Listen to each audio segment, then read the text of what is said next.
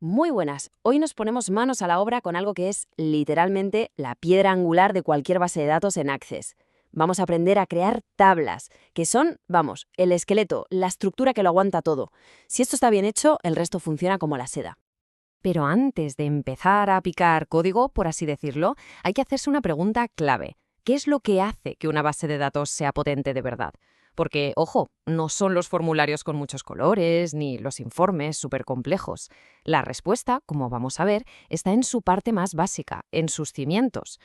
Así que este es nuestro plan de trabajo. Primero, entender por qué las tablas son el corazón de todo. Después, los tres pilares básicos que las sostienen. Veremos las dos formas de crearlas, una rápida y otra profesional.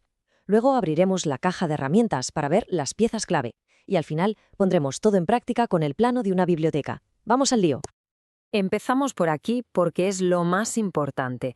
De verdad que todo, absolutamente todo, el rendimiento, que los datos sean fiables, que no haya errores, depende de una cosa, de que las tablas estén bien diseñadas desde el principio. Si esta pieza falla, es como construir un edificio sobre arena. Se acaba cayendo.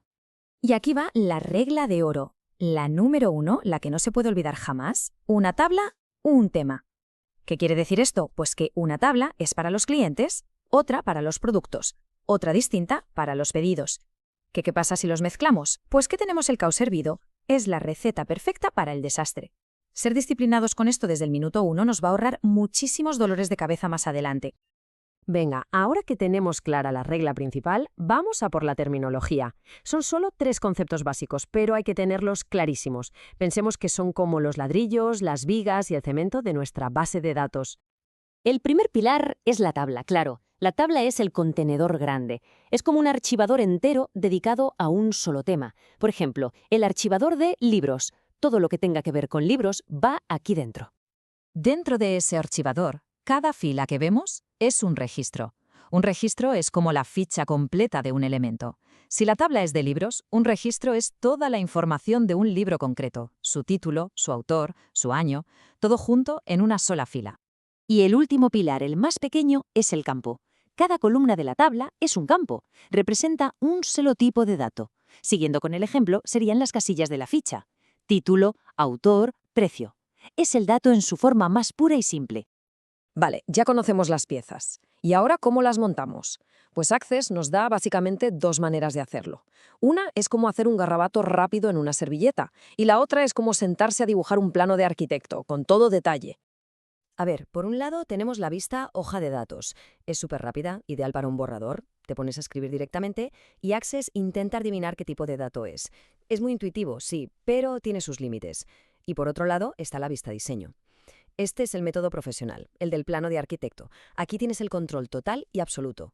Tú defines cada campo, cada tipo de dato, cada pequeña regla.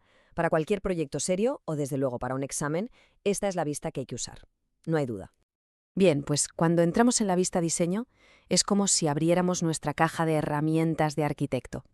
Aquí es donde vamos a definir las especificaciones exactas de la estructura, eligiendo los materiales correctos, los tipos de datos y las reglas de construcción, las propiedades, para que todo sea sólido y fiable. Y estas son algunas de las herramientas más importantes. Ojo con texto corto porque no es solo para nombres, también se usa para números de teléfono, códigos postales, es decir, números con los que no se van a hacer operaciones matemáticas. Luego, autonumérico es una maravilla para crear un DNI único para cada registro, lo que lo convierte en el candidato ideal para ser la clave principal. Y sino, muy útil, es para valores de verdadero o falso y en la práctica se ve como una simple casilla de verificación. Sencillo y eficaz. Pero no basta con elegir el tipo de dato. Cada campo tiene propiedades, que son como las normas de construcción de nuestro plano. Con el tamaño del campo ahorramos espacio. Con la máscara de entrada obligamos a que todo el mundo escriba un teléfono de la misma manera.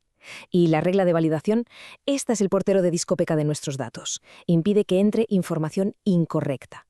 Son, en definitiva, los guardianes de la calidad de nuestra base de datos. Y para que quede claro, ¿qué es una regla de validación? Pues algo tan simple y potente como esto. Imagina un campo para el año de publicación. Con esta regla es imposible que alguien meta por error el año 500 o el 3000. Simplemente Access no le dejará. Obliga a que los datos tengan lógica. Bueno, ya hemos visto la teoría, las herramientas, las reglas. Ahora llega lo bueno, ver cómo todo esto cobra vida.